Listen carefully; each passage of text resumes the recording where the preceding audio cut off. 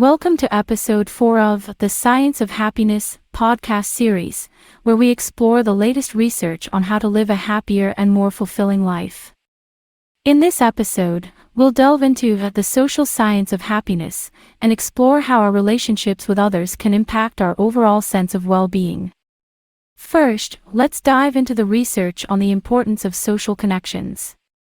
Did you know that people with strong social connections are not only happier, but also healthier?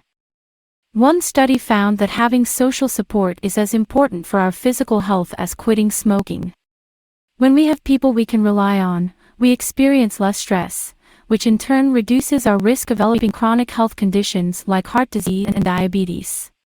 A study published in the Journal of Personality and Social Psychology found that people who had strong social relationships were more likely to experience happiness, and that this effect was particularly strong for those who had supportive, positive relationships. The study also found that loneliness was a significant predictor of negative emotions and decreased well-being. A study published in PLOS I found that people who participated in regular social activities, such as volunteering or attending community events, had higher levels of life satisfaction and a lower risk of developing depression. Research has also shown the importance of diverse social connections. A study published in the Journal of Happiness Studies found that people who had diverse social networks, including relationships with people from different ethnicities and cultures, reported higher levels of life satisfaction and happiness. Interestingly, research has also shown that social media can have both positive and negative effects on our well-being. A study published in the journal Computers and Human Behavior found that social media use was associated with increased levels of FOMO, fear of missing out, which in turn was linked to decreased life satisfaction and well-being. However, another study published in the journal Cyberpsychology, Behavior, and Social Networking found that social media use could also lead to increased social support and positive emotions. In conclusion, research has shown that our social connections play a critical role in our overall happiness and well-being. By cultivating positive, supportive relationships, participating in social activities, and seeking out diverse connections, we can enhance our sense of fulfillment and satisfaction in life. However, it's important to be mindful of the potential negative effects of social media and to balance our online and offline social interactions. In conclusion, we need to have strong social connections. It's not just about having a large number of friends or followers on social media. Rather, it's about having meaningful, authentic relationships with others. This could mean having a few close friends or family members who we can confide in and rely on for support, or being part of a community or group that shares our interests and values. But what does cultivate these types of relationships? One key factor is the quality of our communication. Studies have found that when we engage in positive communication with others, we feel happier and more connected. Positive communication means expressing gratitude, showing empathy, and actively listening to others. It also means avoiding negative communication, such as criticism, blame, and defensiveness, which can damage our relationships. And another way to optimize our social connections is to prioritize spending time with others. In our busy lives, it's easy to let socializing fall to the bottom of our to-do lists.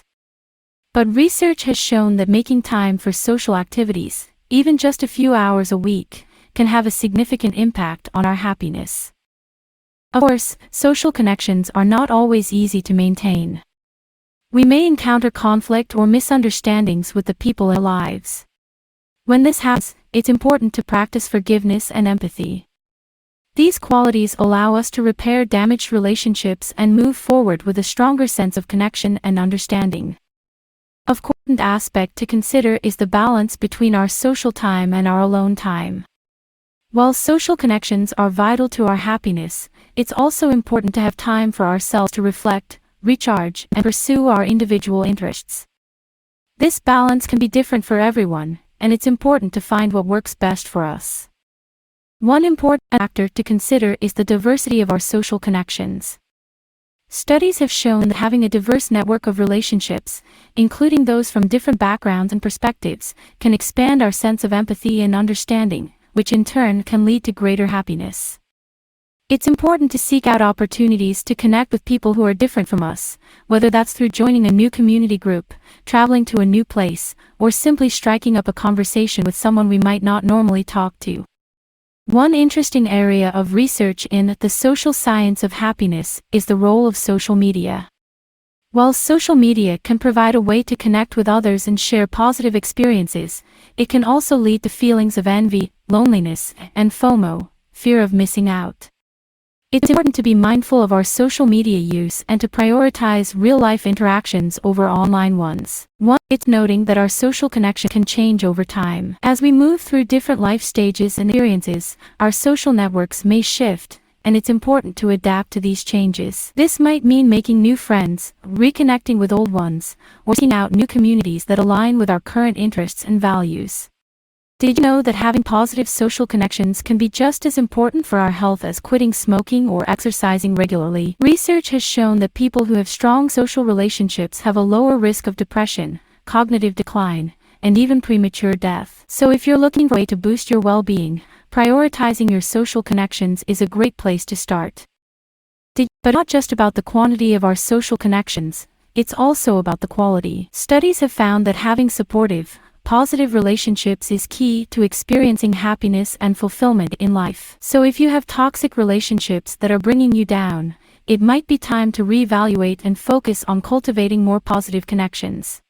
Diversity is another important factor to consider when it comes to our social connections. Research has shown that having a diverse network of relationships, including those from different backgrounds and perspectives, can expand our sense of empathy and understanding, which in turn can lead to greater happiness. So why not make an effort to connect with people who are different from you, whether that's through joining a new community group, attending a cultural event, or simply reaching out to someone with a different perspective.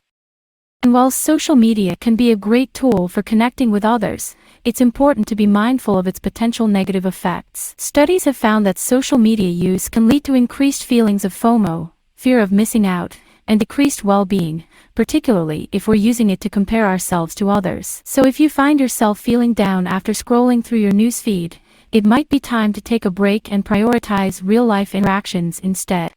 Did you know that the way we communicate with others can impact our well-being? A study published in the journal Health Communication found that using positive language and expressing gratitude in our interactions with others can increase our sense of happiness and well-being. So why not try focusing on using positive language and expressing gratitude in your conversations with others?